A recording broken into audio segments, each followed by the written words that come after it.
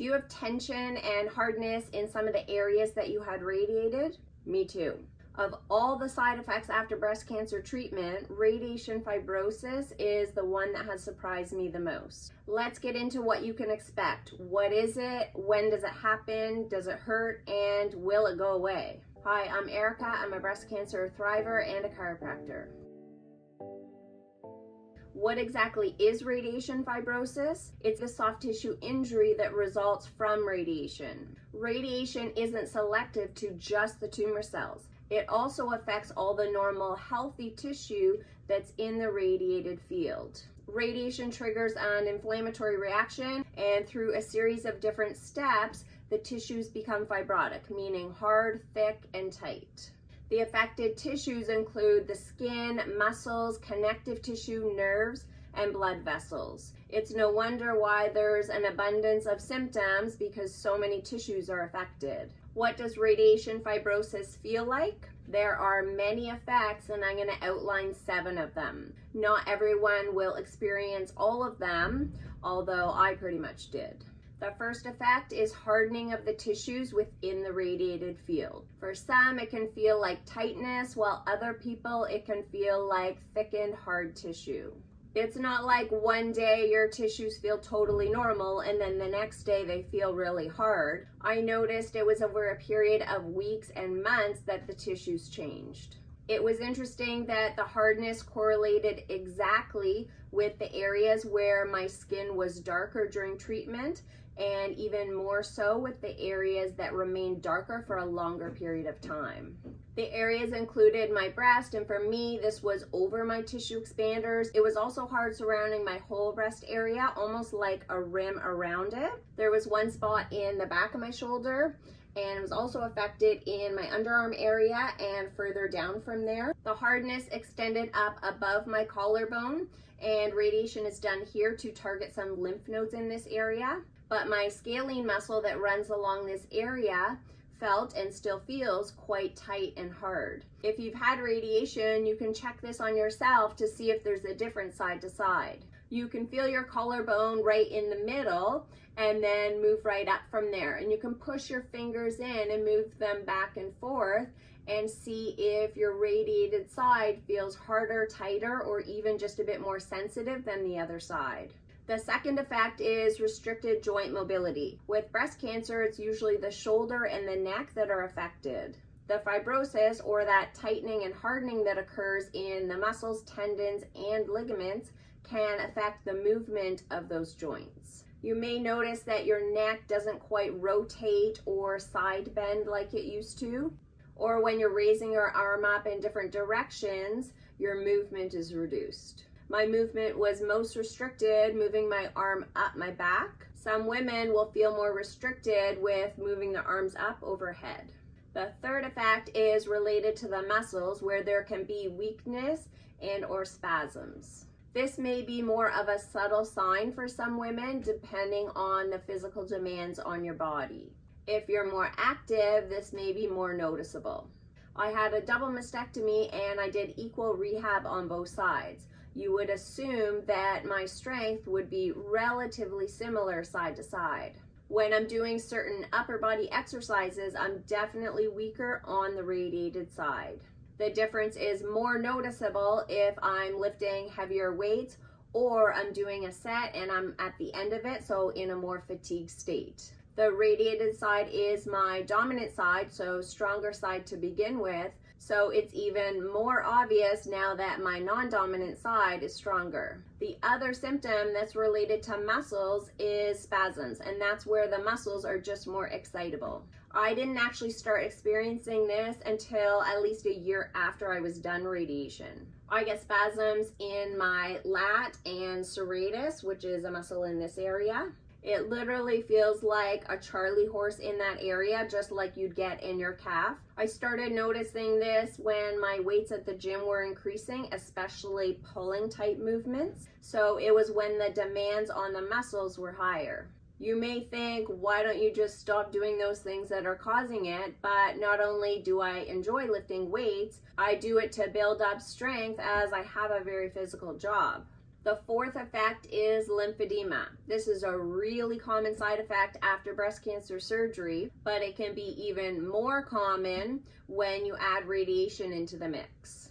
I had lymphedema in my breast, chest, and torso area. When I'd wear a bra, and not even for a very long time, when I would take it off, I would have an indentation of where the elastic part was for the bra, and then there'd be a puffiness above that. For many women, lymphedema can also extend variable distances down the arm.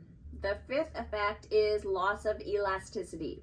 This can be in the skin, the muscles, or the connective tissue. This effect may not seem as obvious as some of the other effects, but I describe it as the skin almost feeling very taut. If I pick up the skin anywhere on the radiated field, it doesn't feel as elastic or pliable as it would if I picked it up on the non-radiated side. There's a resistance to pulling on it, and it also just feels much more sensitive than the other side. In terms of breast reconstruction, this is one of the main reasons why women will have tissue expanders first before radiation, so that after radiation is done, the tissues are already expanded. It can be challenging to stretch tissue that's been radiated to put in an implant. That's why some women have autologous reconstruction or using their own tissue to make a breast if they prefer not to have flat closure. The sixth effect is avascularity. Now that's a fancy word for saying our blood vessels are affected and there's less blood flow. I kind of knew that radiation effects can last a long time, but I didn't realize how much and really how long they could last. I couldn't believe the difference in how my radiated side healed as compared to the other side, and it was a difference that you could actually see. It's normal to have some bruising after surgery, and there's a normal color change that happens as you're healing. It starts off red, then goes to blue-purple, and then yellow is the last stage. When my non-radiated side was yellow, which means the latter stages of healing, my radiated side was still red, so slow healing. When I had no bruising left on the non-radiated side, the radiated side was in the blue-purple stage, so super slow healing. The last effect is on the nerves. Typical symptoms are neuropathic pain where your nerves are hypersensitive. There can also be numbness, tingling, or weakness. This was the only effect that I experienced to a lesser extent, as I only had the weakness. What does radiation fibrosis look like? Radiation can have a shrink wrap appearance on breast, so there can be a shortening and contracture where that breast actually looks like it's shrunken. This isn't just a change in size that you perceive. The breast loses some volume, so it is actually smaller. My radiated side does look a little bit smaller, but this isn't all due to the radiation effects, as I did have more tissue taken out on that side during my mastectomy as compared to the other side. In terms of the thickened tissue, you can't really see anything that's related to that, but you can definitely feel it. What you can see are changes to the position of the breast on the radiated side. Whether you have tissue expanders or implants or your natural breast, if you had a lumpectomy, the breast tends to get pulled upward and slightly out to the side over time as a result of radiation. I had this, but it was mild and not too obvious, but for some other women, it can be quite pronounced. There's also a difference in terms of how the radiated breast moves. Whether you have tissue expanders or implants, and even if those implants weren't radiated, it was just the tissue expanders that were radiated, for either of them, it can almost feel like they're glued down to your chest wall and don't really move well up and down or side to side as compared to the other side if you had a double mastectomy. When do symptoms start? Radiation fibrosis is a delayed side effect of radiation. It can occur many weeks, months, or even years after you're done radiation. I've had patients where the onset was quite early, within a few weeks, but it's more typical to start anywhere from 6 weeks to 3 to 6 months after radiation. My symptoms started exactly 3 months after I was done radiation. What did it feel like? It started with pain in my shoulder, mostly in the back.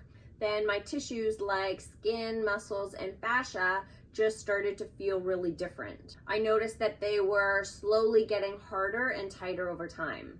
About a week after the shoulder symptoms, I had lymphedema start, which makes sense. If all of the muscles in my whole shoulder and underarm area were getting tighter and thicker, then this will impede the flow of lymphatic fluid in that area. Then I started noticing that my shoulder range of motion was affected. It was almost like I had frozen shoulder. Some of my motion, raising my arms up to the front or to the side, would have also been affected by cording, as I had this at that stage too. But some movements were much more related to the radiation side effects, especially raising my arm up my back. If you're finding value in this video, hit that like button below to let me know. How long do radiation fibrosis symptoms last? This is what I really wanted to know, and also what I still want to know. I asked my radiation oncologist and many other practitioners that I saw about the timeline. How permanent are these effects, and are they actually going to go away? And I mean go away completely. I really didn't get a definitive answer, and if you look this up online, the research shows that it's quite variable. There are many injuries and conditions in the body that are managed and not cured, and for some women, this seems to be one of them. The goal is reducing symptoms over time to a level that's manageable. That's where I'm at with this. For me, it took about 5 to 6 months just to start to see improvement in some of these symptoms. At the 1-year mark after these symptoms started, my radiation oncologist said that I won't be 100%, but will improve more than what I was at that stage. I'm now almost 2 years out from radiation, and I still have many of these effects. I've seen some decent improvement over time, but the effects definitely aren't gone. The spasms are the only symptom that have gotten a bit worse. Radiation fibrosis can be pretty stubborn, but given the upside of reducing cancer recurrence, I'll take it. Let me know in the comments below what your experience has been with radiation fibrosis. See you in the next video.